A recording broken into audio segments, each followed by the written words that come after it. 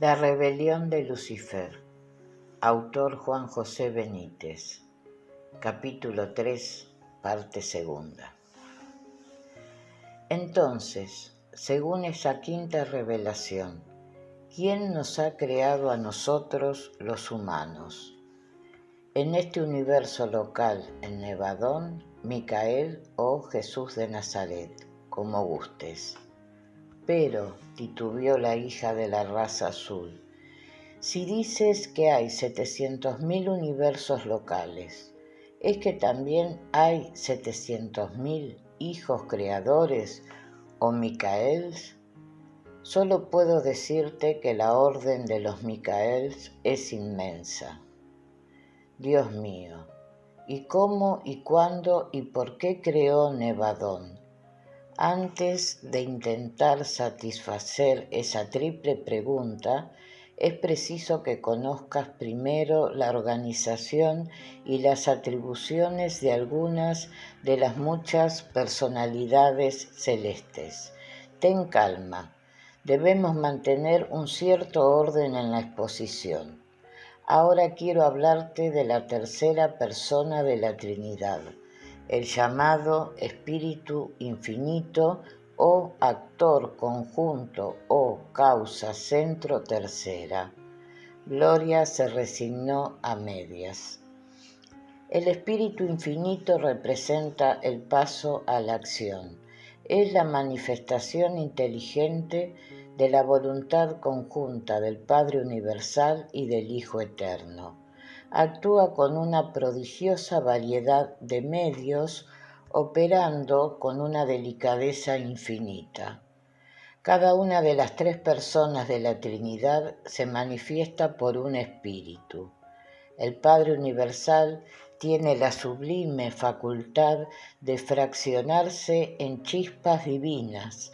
Las palabras, como ves, siguen limitándonos. Prepersonales, que esta quinta revelación llama ajustadores del pensamiento o monitores de misterio. Te pondré un ejemplo.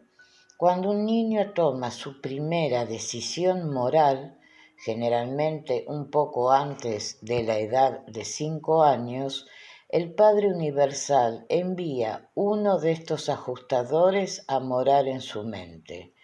Ello proporciona al humano la capacidad de conocer a Dios, la necesidad de encontrarlo y el deseo de parecerse a Él.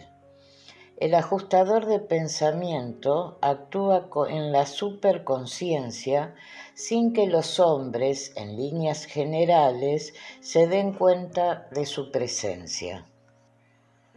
Estas personalidades misteriosas preparan a los mortales para la vida eterna, ayudándoles a formar su carácter y provocando en todos nosotros el sentimiento del pecado. No debes confundir la presencia del ajustador, aclaró Sinué, con la conciencia humana ordinaria, que es una reacción puramente psíquica. Te aseguro que muy pocas personas en Urantia han llegado a descubrir la presencia de su ajustador de pensamiento y a entablar un diálogo con él. En cualquier universo local, el espíritu de verdad emana del Hijo Creador de ese universo local. Atrae a todas las criaturas hacia dicho Hijo y traduce bajo un aspecto apropiado al universo local. El espíritu de verdad que nace conjuntamente de las dos primeras personas de la Trinidad, el Padre Universal y el Hijo Eterno. Fue este espíritu de verdad el que Jesús de Nazaret, como recordarás, derramó sobre toda la humanidad de Urantia en Pentecostés después de su desaparición en el Monte de Olivos. Consiste esencialmente en reconocer la paternidad de Dios y como consecuencia inmediata la fraternidad entre los hombres. Conviene que no confundas el Espíritu de verdad con el Espíritu Santo que existía antes que él. El Espíritu Santo es el circuito espiritual que emana de la llamada divina ministro del universo local, hija del Espíritu Infinito. Esta divina ministra es la asociada complementaria y eterna del Hijo Creador. Es independiente del espacio, mientras que el Hijo Creador es independiente del tiempo. Sinue observó a la hija de la raza azul y comprendió al instante que su mente se había perdido. Era lógico. Creo que por hoy, puntualizó el Soror, dando por terminada la exposición, es más que suficiente. Mañana pasaremos por alto mucha de esta burocracia celeste para intentar alcanzar uno de los capítulos directamente vinculado con esa misión de la que te hablaba al principio, la ignorada historia de los primeros tiempos de Urantia. Ni aquella ni las jornadas que siguieron a la aparición de Sinue en la Casa Azul podrán ser olvidadas jamás por la hija de la raza azul. Al margen de las revelaciones que fue recibiendo en tales días, Gloria intuía que algo extraordinario estaba a punto de sucederle. Lo que no podía imaginar, lógicamente, es que ocurriera tan bruscamente.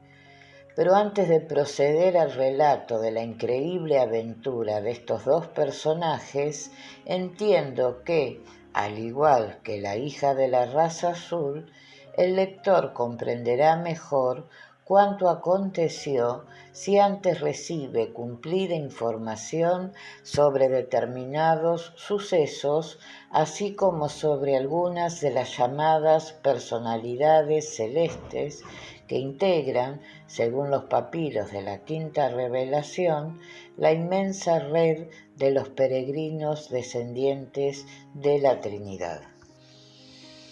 A la mañana siguiente, tras una noche en que la inquietud apenas si le permitió conciliar el sueño, Gloria se manifestó dispuesta a proseguir de inmediato con aquel absorbente río informativo.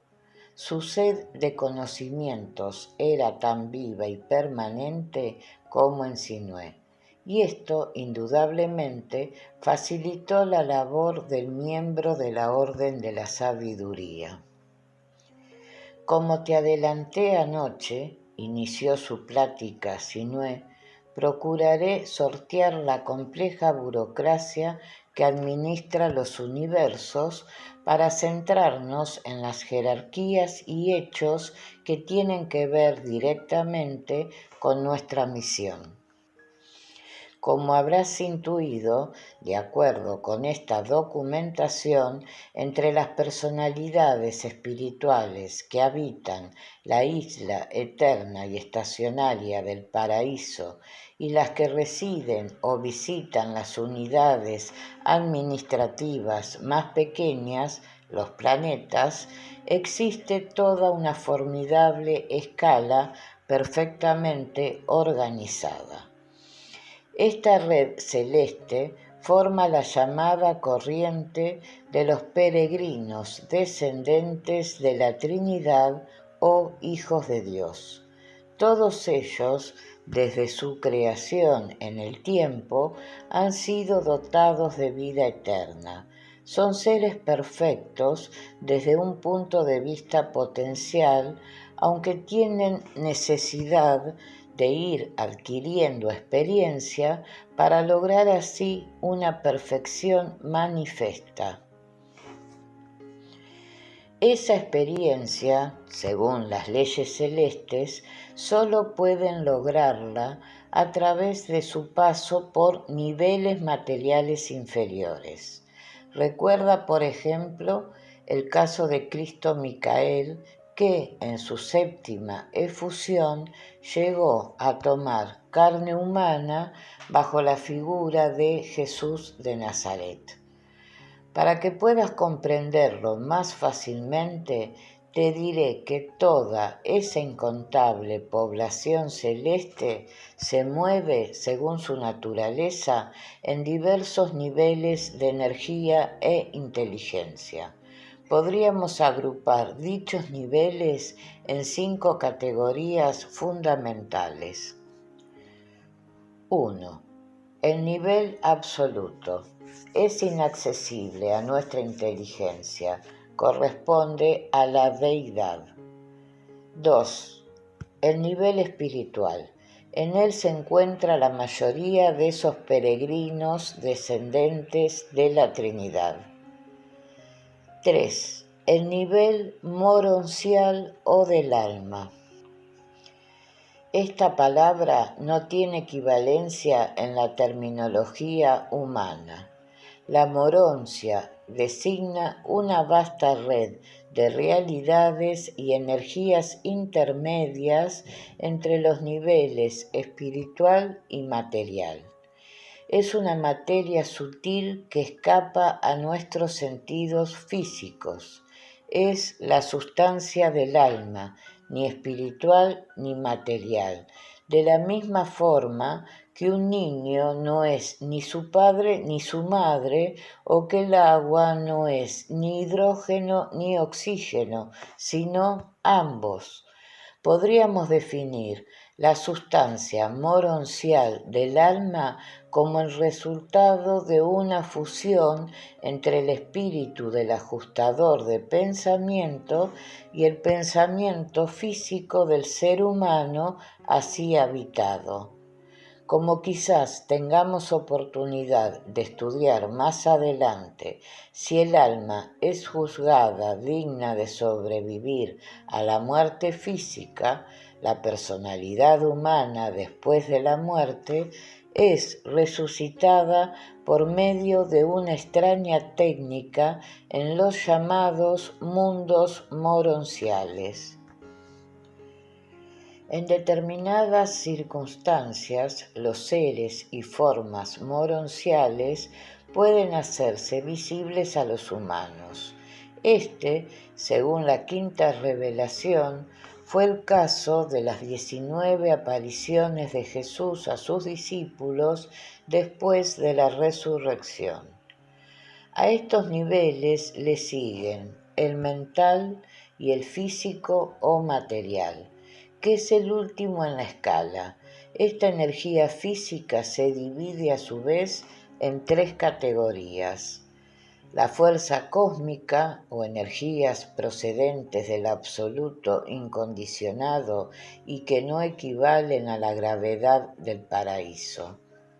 La energía emergente, que sí equivale a la gravedad circular de la isla eterna, aunque no tiene nada que ver con la gravedad lineal o local. Corresponde al nivel preelectrónico de la energía materia.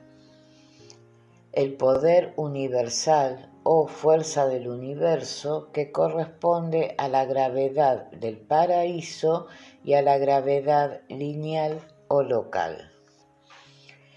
Equivale al nivel electrónico de la energía materia y es manejada en los universos por los llamados directores de poder universal, entre otras personalidades.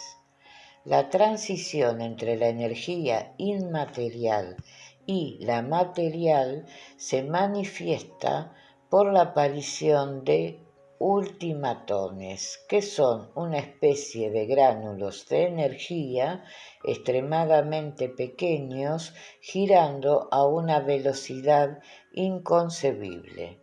Esta velocidad es de tal orden que los ultimatones están dotados de poder de antigravitación. Un electrón, por ejemplo, está formado por 100 ultimatones. Pero sigamos con la organización administrativa del gran universo. Es el Espíritu Infinito del que ya te hablé, quien crea los 7 espíritus maestros. Cada uno asegura la supervisión central de uno de los 7 superuniversos. Esos 7 espíritus maestros representan los 7 aspectos posibles de la actividad de las 3 personas de la Trinidad actuando conjunta o separadamente.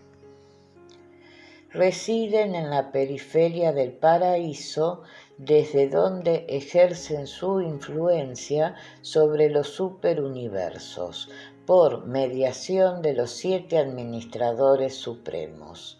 Estos tienen su sede respectiva en cada una de las 7 esferas del espíritu que gravitan alrededor de la isla eterna. Cada una de estas esferas es designada con el nombre del superuniverso correspondiente. La política administrativa de la Trinidad del Paraíso es ejecutada por la jerarquía de los días, que comprende 7 clases de personalidades supremas creadas por la Trinidad.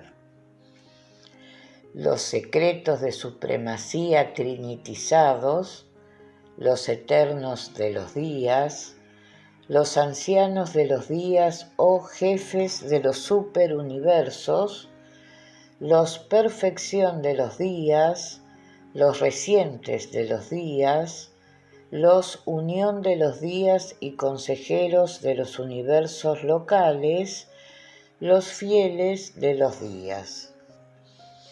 Los primeros, los secretos de supremacía, suman un total de 70 y operan en grupos de 10, en cada uno de los 7 planetas del circuito interior del Padre próximo al paraíso.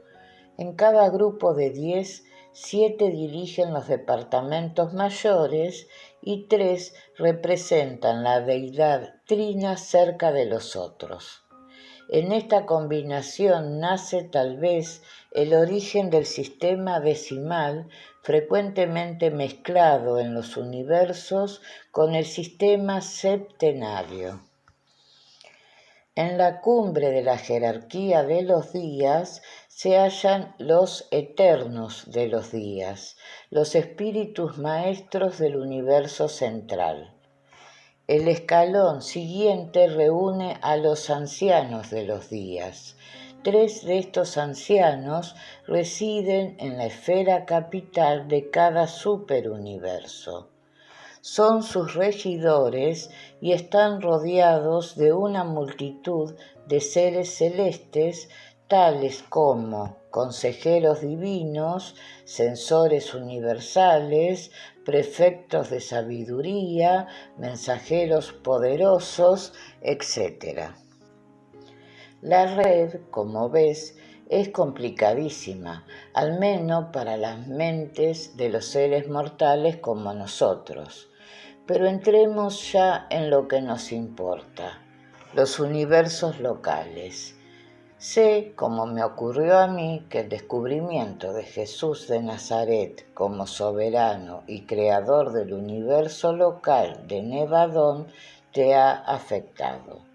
Supongo que te preguntarás cómo funciona cada uno de estos universos locales. Sí, háblame de Nevadón, repuso la hija de la raza azul. Cada uno de estos universos locales es regido, como te decía, por un soberano, un hijo creador de la orden de los Micael, siempre acompañado de una hija creadora de la orden de los espíritus madre. Sinue interrumpió su lectura y con una maliciosa sonrisa comentó: si todo esto es cierto, Gloria, ahí afuera, al contrario de lo que ocurre en la Santa Iglesia Católica, el papel de la mujer sí está reconocido y considerado. No te burles y prosigue. Cada hijo creador es bendecido en su misión por una unión de los días que le ayuda a título consultivo. Habita en su capital y asegura ciertas relaciones superuniversales. En Salvington, capital de Nevadón, el unión de los días lleva por nombre Emanuel. Al pronunciar aquel nombre, la hija de la raza azul se estremeció. ¿Aquel cuyo nombre significa Dios está con nosotros? Sinué asintió. Sí, Emanuel es citado por Jesús de Nazaret como su hermano mayor, pero estas palabras no han sido bien comprendidas. Lógicamente, Emanuel, según la quinta revelación, asumió la soberanía de Nevadón durante la encarnación de Micael en Iurancha. Cada Micael soberano, como nuestro Jesús, es ayudado en su universo local por legiones de seres celestiales, entre los que puedo citarte, por ejemplo, a Gabriel, también conocido como la radiante estrella de la mañana, jefe ejecutivo de Nevadón y aquel que, como sabes, llevó a cabo la anunciación a las madres de Juan el Bautista y Jesús de Nazaret, respectivamente. La hija de la raza azul, emocionada, repitió el hermoso calificativo de Gabriel, la radiante estrella de la mañana. Y en este inmenso y divino despliegue, señaló Sinué, te citaré también, entre otros, los llamados Melchisedeks, admirables instructores y administradores, los portadores de vida, que transportan la vida a los planetas y la modelan creando nuevas formas y nuevos ambientes de desarrollo. Los espíritus mentales auxiliares que dotan a los seres de sus cualidades mentales y afectivas. Los mensajeros solitarios que llevan sus mensajes a una velocidad superior a 5 millones de veces la de la luz. Los serafines o ángeles guardianes, que también aseguran la desmaterialización y el transporte interestelar de los mortales, las brillantes estrellas de la tarde, los arcángeles y un largo etcétera que haría interminable esta relación. Y siguiendo este primer orden en la escala descendente del paraíso, llegamos a las constelaciones regidas por 3 hijos de la orden de los Vorondadeks, asistidos a su vez por un observador de la orden de los días, un fiel de los días. Los hijos Vorondadeks llevan además el sobrenombre de muy altos o padres de la constelación. Según esta documentación, los autores de la Biblia confunden frecuentemente a los muy altos con Dios. Y llegamos así a la más pequeña unidad administrativa antes de los planetas propiamente dichos, los sistemas, de los que ya te hablé.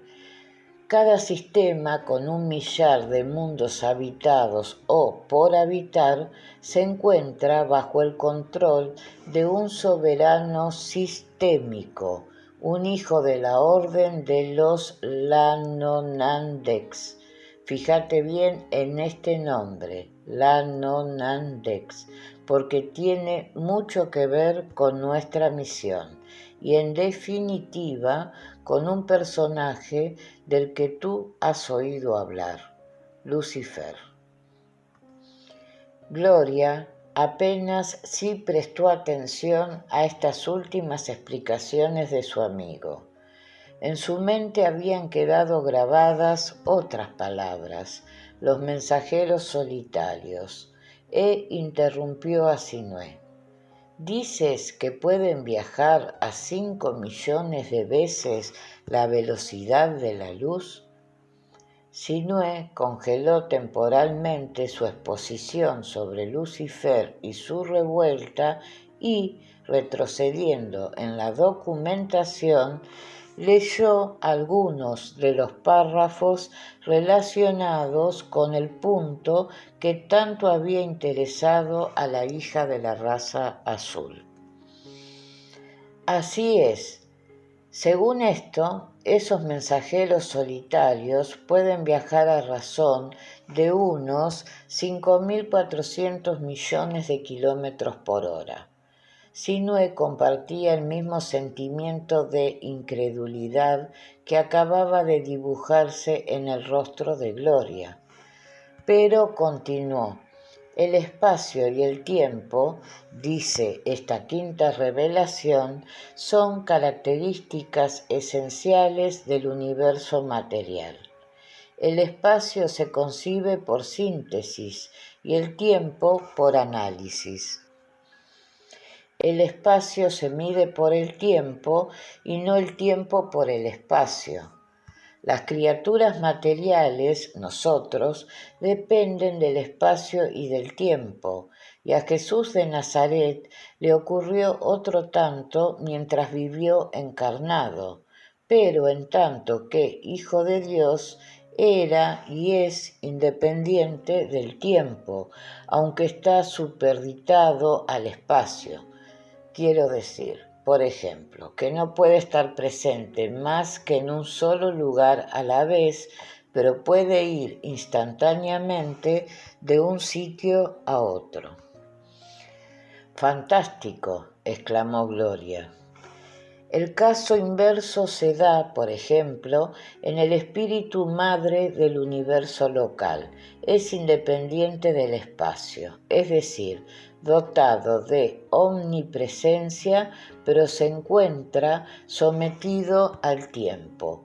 En otras palabras, que no puede modificar por sí mismo la duración de un fenómeno, ni puede vivir simultáneamente en dos épocas a la vez. Dios, en cambio, es independiente a la vez del espacio y del tiempo.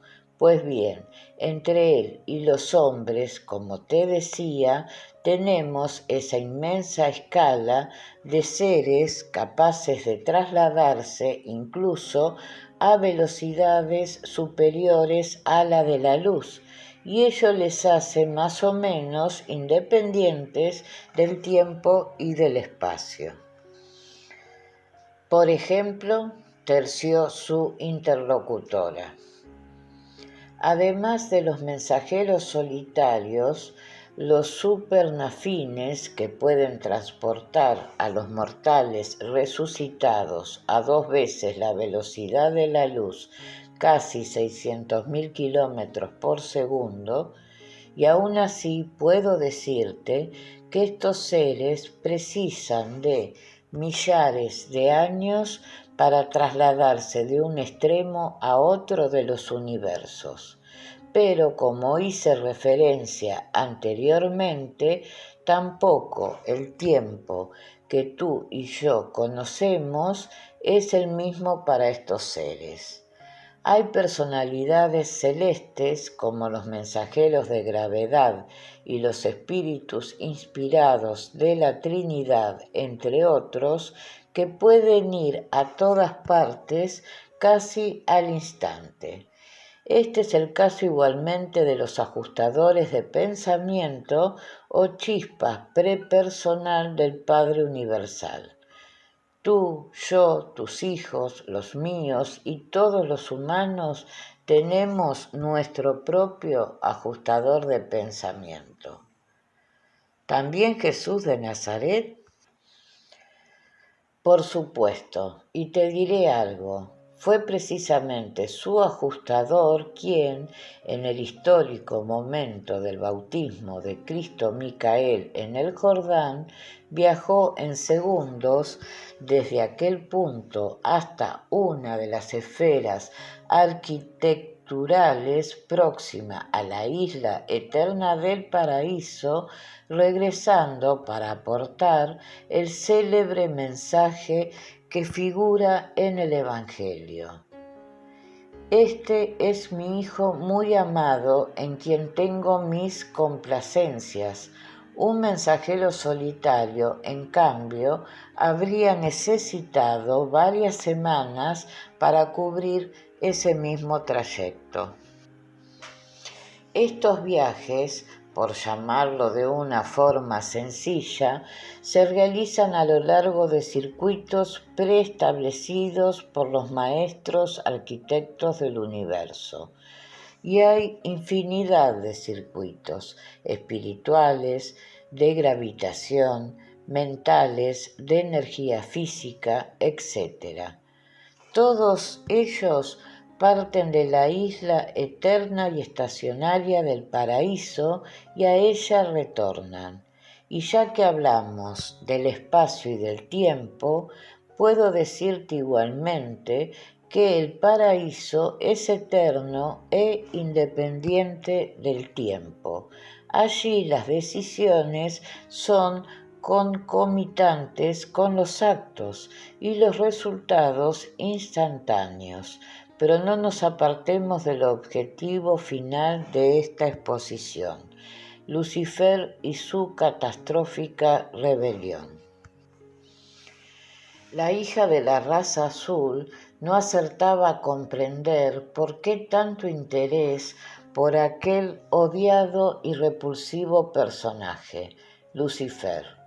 Desde niña, y sin saber exactamente por qué, el solo nombre del que siempre fue considerado como el diablo o Satanás le causaba un rechazo casi visceral. Así que, no de muy buena gana, se dispuso a escuchar a Sinué. Sabemos muy poco de este personaje, aclaró su amigo. Las Sagradas Escrituras y otros textos más o menos sacros de otras religiones y culturas hacen referencia a su existencia, pero siempre de una forma muy parca. Sinué buscó entre sus papeles. Como base de lo que voy a exponerte a continuación, he aquí algunos testimonios bíblicos que más o menos hacen alusión a esta no menos alta personalidad celeste.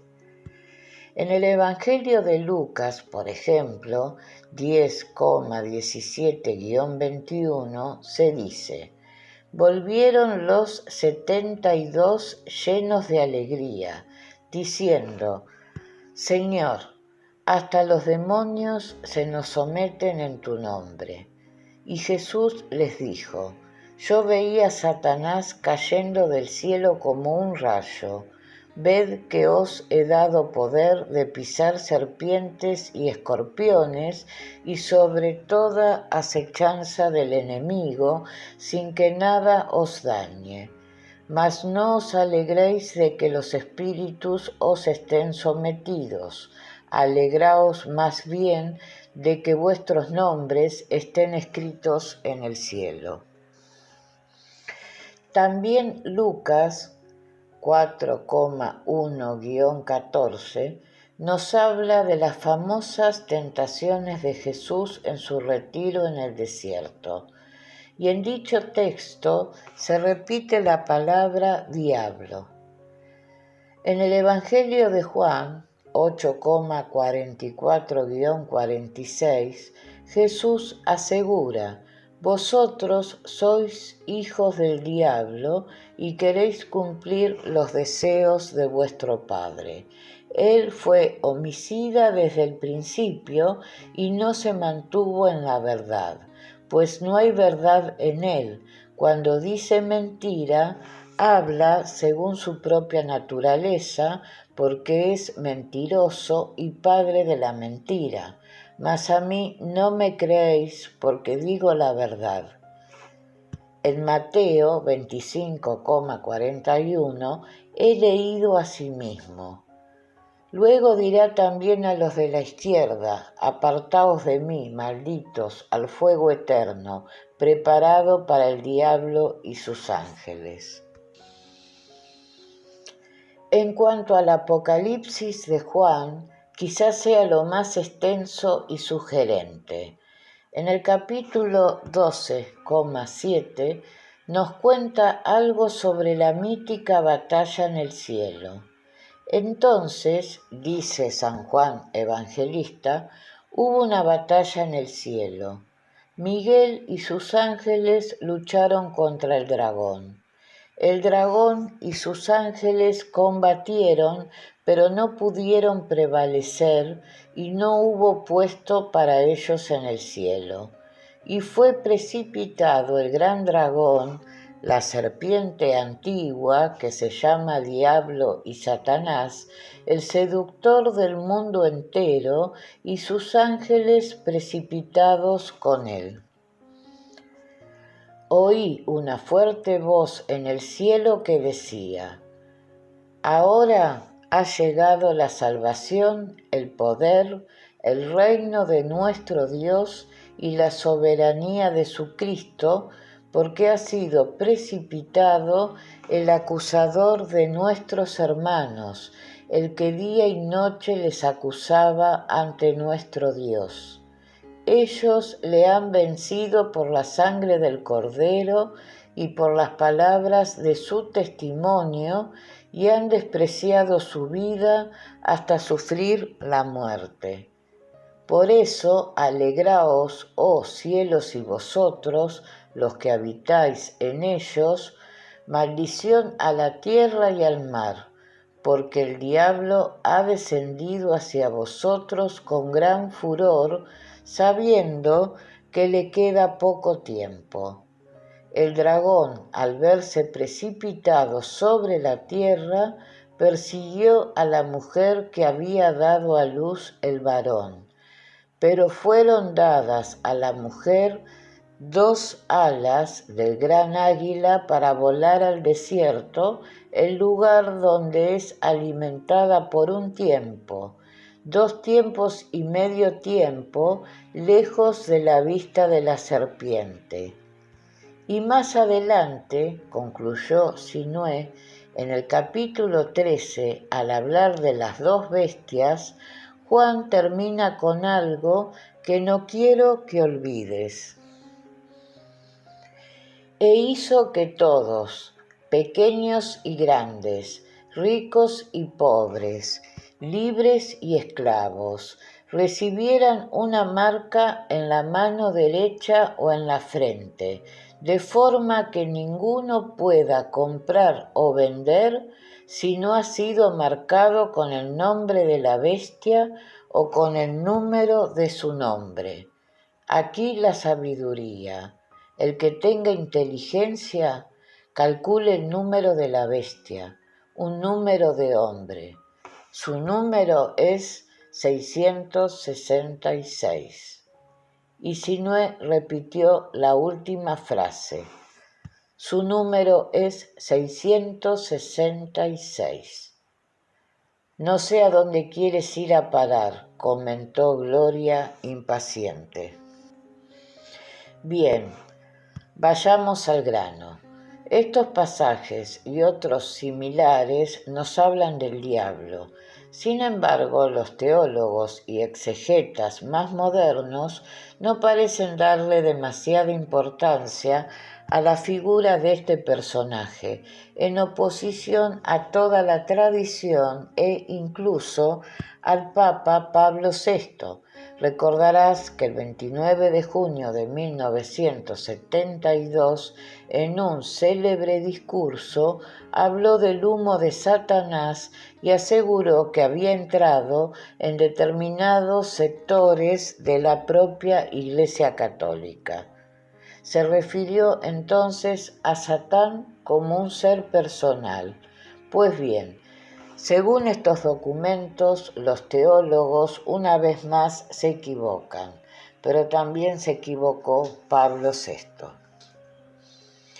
Esto es muy fuerte, terció la hija de la raza azul. Lo sé, en realidad toda esta quinta revelación es dinamita pura, suponiendo que sea cierta. ¿Y por qué aseguras que el Papa tampoco estaba en lo cierto? Porque al igual que la tradición y la inmensa mayoría de los creyentes, confunde a Lucifer con Satán y con Caligastía y Belcebú. Todos, en definitiva, han sido etiquetados con una misma y común definición, el diablo. Pero como verás, se trata de personalidades celestes distintas. ¿Y cuál es tu versión? Sinué corrigió a su compañera. Mi versión no, la versión de la quinta revelación sí. Y de acuerdo con ella, cada sistema, no olvides que un superuniverso alberga alrededor de 1.000 millones de sistemas, aparece regido por un soberano sistémico, un hijo de la denominada orden de los Lanonandex. El nuestro, Satania, estuvo gobernado por una de estas brillantes criaturas, Lucifer. Era, como el resto de los seres de los que te he hablado, un peregrino descendente de la eternidad. Todo un ángel de luz que, hace ahora unos 200.000 años, hizo estallar una revuelta en nuestro sistema, arrastrando a un total de 37 de los 619 planetas habitados. Satán, en cambio, era su lugarteniente. También se trataba de una criatura perfecta, peregrino descendente y, como Lucifer, perteneciente a la orden de los Lanonandex primarios. Satán ocupó un papel destacado, ya que su jefe delegó en él para que le representara y avivara la rebelión en diferentes mundos, entre ellos Urantia. En cuanto a Belcebú o Belzebub, era otra criatura, jefe de los llamados medianes rebeldes, que se sumaron igualmente y apoyaron a las fuerzas de un cuarto y no menos importante personaje, Caligastía, el príncipe planetario de Urantia en aquellos tiempos. Como ya te adelanté, los planetas son la última unidad en la organización administrativa de los universos, y cada mundo dispone de un príncipe planetario, que puede alcanzar el grado de soberano planetario. Quizás recuerdes cómo Jesús de Nazaret hizo alusión durante su vida en Urantia al príncipe de este mundo. Se refería precisamente a Caligastía, que tras la rebelión fue depuesto. ¿Quién eran esos medianes? Poco puedo hablarte de ellos. Sabemos que no se trataba de criaturas descendentes del paraíso y que tuvieron mucho que ver con el estado mayor de Caligastia. Este, precisamente, es uno de los objetivos de la misión que se nos ha encomendado: averiguar quiénes son los medianes y, sobre todo, dónde se encuentran los archivos secretos de Urantia. Sin proponérselo, Sinué acababa de revelar a la hija de la raza azul la primera parte de la misión. ¿Unos archivos secretos? ¿Sobre qué? Como te decía, según la quinta revelación, hace unos 200.000 años terrestres estalló una revuelta en nuestro sistema, la tercera en toda la historia del universo local de Nevadón. Y de los 619 mundos habitados de Satania, 37 se unieron a Lucifer, entre ellos el nuestro, Urantia.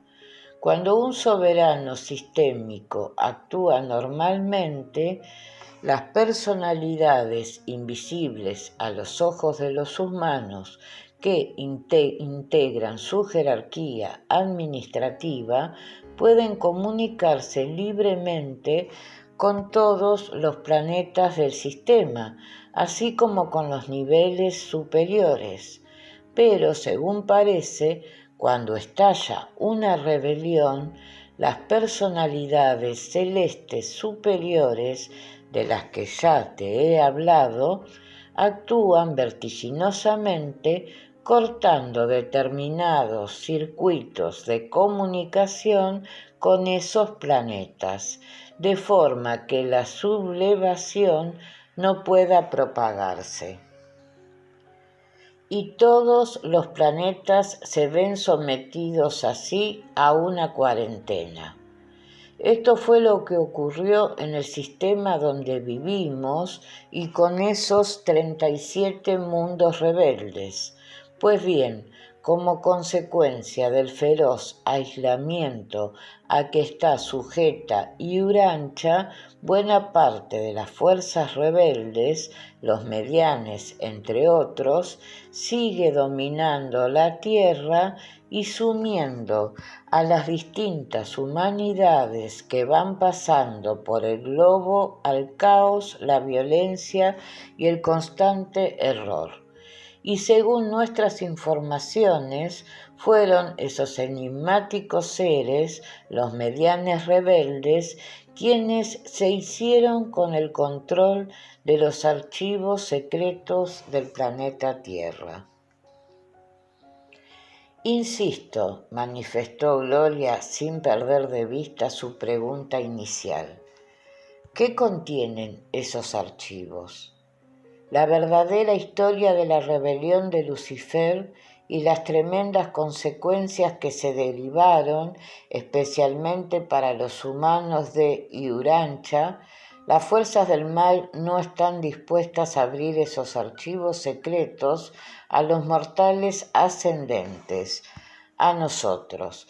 Ello significaría quizás un cambio en la actitud de los seres humanos y eso no les interesa. Gloria aprovechó la nueva pausa de su amigo e intervino. Siempre se nos ha enseñado, afirmó con cierta reticencia, que Lucifer se rebeló contra Dios porque quiso ser como él. ¿Me equivoco? Sinue dejó que la hija de la raza azul descubriera por sí mismo lo absurdo de semejante argumento. Aunque, pensándolo fríamente, continuó Gloria, resulta muy extraño que una criatura perfecta, creada directamente por Dios y, en consecuencia, inteligente, quisiera ser Dios. Tú lo has dicho, extraordinariamente inteligente. Y yo te pregunto, ¿sabes de algún ser humano realmente inteligente? Quizás habría que ponerlo con mayúsculas, que sea soberbio. Los seres inteligentes de verdad son casi siempre los más humildes. ¿Me estás insinuando, cortó Gloria, que hubo otras razones que provocaron la revuelta de Lucifer? Sospechamos que sí. De la misma forma que no creernos que Adán y Eva fueron nuestros primeros padres y que la serpiente y la manzana son un mito o símbolo francamente desdichados. Un momento, ¿tú conoces la verdadera historia de la rebelión de Lucifer? Pero antes de que Sinue llegara a responder, la hija de la raza azul le había abordado con otra sutil pregunta. ¿Y por qué dices sospechamos y creemos? Y Sinué, sonriente, decidió abrir definitivamente su corazón. Buena parte de aquella segunda jornada en Sotillo fue destinada a poner a Gloria en antecedentes de una parte de cuanto sabía en torno a Ra, a su mensaje y a la necesidad de llevar a cabo una determinada misión. Por el momento no consideró oportuno hablarle de su vinculación con la Escuela de la Sabiduría, ni tampoco de sus experiencias en el bosquecillo próximo a aquella casa azul en la que dialogaban. El mensaje de Ra, sobre todo, causó un especial impacto en la hija de la raza azul. Por todo esto, sentenció Sinué al tiempo que invitaba a su amiga para que se definiera, hemos sido designados para intentar encontrar esos archivos secretos en poder de los medianes rebeldes. Si aceptas, y eso debo saberlo cuanto antes, en el momento oportuno te ampliaré algunos detalles previos a la iniciación de esa gran aventura. Gloria dudó.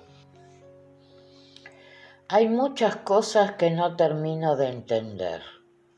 Por ejemplo, le animó su amigo. Si vosotros, los depositarios de esa quinta revelación o quien sea, conocéis la verdadera historia de la rebelión de Lucifer, ¿por qué no la ofrecéis al mundo? Eso evitaría, supongo, embarcarse en esa incomprensible misión. Tienes razón a medias. Nosotros solo disponemos de una parte de lo que suponemos la auténtica historia de la revuelta. Como solo conocemos también algunos, muy pocos, sucesos relacionados con las consecuencias de dicha rebelión en Urantia, e ignoramos casi por completo en qué consistió en verdad la falta de Adán y Eva, suponiendo que dicha falta haya existido, quiénes eran nuestros mal llamados primeros padres y cuándo se instalaron en el jardín de Edén. Todo esto y mucho más se haya depositado en esos archivos. Si fuéramos capaces de llegar hasta ellos y desvelarlos, la humanidad entera conocería la verdad y eso, no lo dudes, reportaría sensibles beneficios a todos los mortales ascendentes hacia el paraíso. El hombre, salvo excepciones, está perdido y confuso. No sabe por qué ha nacido ni cuál es su destino final. No entiende el dolor y se rebela contra Dios y contra sí mismo sin descubrir que todo ello no es por casualidad. El conocimiento, en definitiva, siempre ha servido para serenar el espíritu de los humanos y acelerar su camino hacia la suprema perfección.